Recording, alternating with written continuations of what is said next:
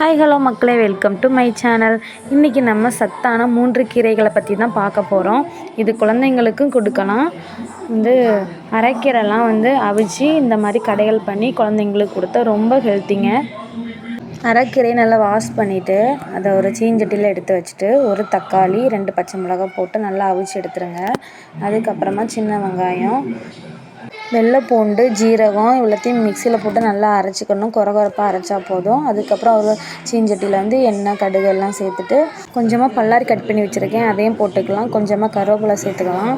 அப்புறம் அரைச்சி வச்சுருந்த சின்ன உள்ளி, பூண்டு, ஜீரகம் எல்லாம் அரைச்சி வச்சுருந்தோம்ல அதையும் சேர்த்துட்டு பச்சை வாசனை போக வரைக்கும் நல்லா வதக்கிட்டு, அதுக்கப்புறம் கீரையை அவிச்சு வச்சுருந்தோம்ல அதை ஒரு மிக்சியில் நல்லா போட்டு அரைச்சிக்கலாம். அரைச்சிட்டு அதையும் சேர்த்துக்கலாம். நல்லா சேர்த்துட்டு நல்லா உப்புலாம் போட்டு நல்லா கொதிக்க வைக்கணும். இதை 6 மாதம் குழந்தைங்களுக்கும் கொடுக்கலாம். ரொம்ப ஹெல்த்திங்க. நெக்ஸ்ட்டு சிறுக்கீரை தான் பார்க்க போகிறோம். சிறுக்கீரை பொரியல் பண்ண போகிறேன். இதை நான் என்னோடய ஃபஸ்ட்டு பையனுக்கு 3 வயசு ஆகுது. அவனுக்கெலாம் நான் கொடுப்பேன். 6 மாதம் கீழே உள்ள குழந்தைங்களுக்கு கொடுக்கதா இருந்தால், ஒரு வேளை கொடுக்கதா இருந்தால் நீங்கள் ஃபஸ்ட்டு பார்த்த மாதிரி கடைகள் பண்ணி கொடுக்கலாம்.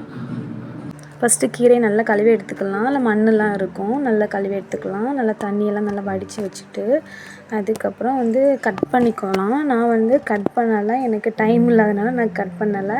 ஆனால் கன்னியாகுமரி சைடெலாம் நல்லா பொடிசாக குட்டி குட்டியாக நல்லா கட் பண்ணுவாங்க. எனக்கு கட் பண்ண நேரம் இல்லை, லைட்டாக ஆஞ்சி மட்டும் வச்சுக்கிட்டேன். அதுக்கப்புறம் சீஞ்சட்டியில் எண்ணெய், கடுகு எல்லாம் சேர்த்து, கடுகு பொரிஞ்சது பல்லாரி கட் பண்ணி வச்சுருக்கேன், அதையும் சேர்த்துக்கலாம்.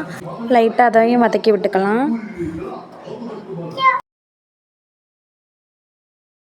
நெக்ஸ்ட்டு கீரை சேர்த்துக்கலாம்.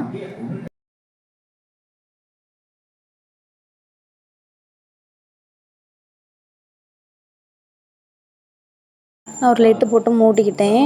இது பாருங்கள், அது மேலே வரைக்கும் இருந்த கீரை அவிஞ்சதுக்கப்புறம் கீழே அமுந்துட்டு பார்த்தீங்களா. நெக்ஸ்ட்டு உப்பு போட்டு தேவையான அளவு உப்பு போட்டு நல்லா கிளறி விட்டுக்கலாம். கொஞ்சமாக தேங்காய் போட்டுக்கிட்டால் சூப்பராக இருக்குங்க. நான் 2 ஸ்பூன் தேங்காய் எடுத்துக்கிட்டேன். துருவிய தேங்காய் எடுத்துக்கோங்க. அதில் கொஞ்சமாக ஜீரகம், ஒரு பல்லு பூண்டு, 1/2 ஸ்பூன் மஞ்சள் தூள், 1 ஸ்பூன் மிளகாய் தூள். இது எல்லாத்தையும் கொஞ்சம் கொரகொரப்பாக அரைச்சிக்கலாம். அரைச்சிட்டு அதை கீரையை சேர்த்துக்கலாம். அப்புறம் நல்லா வதக்கி விட்டுக்கோங்க. அது லைட்டாக ஒரு கொஞ்சம் பச்சை வாசனை போகிற வரைக்கும் நல்லா வதக்கி விட்டுக்கோங்க. அதுக்கப்புறம் சூப்பரான கீரை ரெடி. நெக்ஸ்ட்டு நம்ம எல்லாருக்குமே தெரிஞ்ச முருங்கைக்கீரை தாங்க. இது கண்ணுக்கு ரொம்ப நல்லது, இரும்பு சத்து அதிகமாக இருக்குது. குழந்தைங்களுக்கு கொடுக்கலாம். 6 மாத குழந்தைங்களுக்கு அப்படிலாம் கொடுக்காதீங்க. 3 வயசுக்கு மேலே இருந்தீங்கன்னா கொடுங்க, கொஞ்சமாக கொடுத்தா போதும். சிறுகீரைக்கு பண்ண அதே ப்ராசஸ் தாங்க.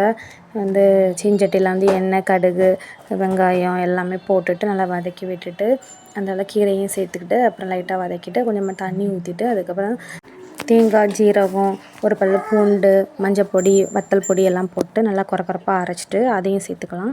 இப்போ சுவையான முருங்கைக்கீரை ரெடி.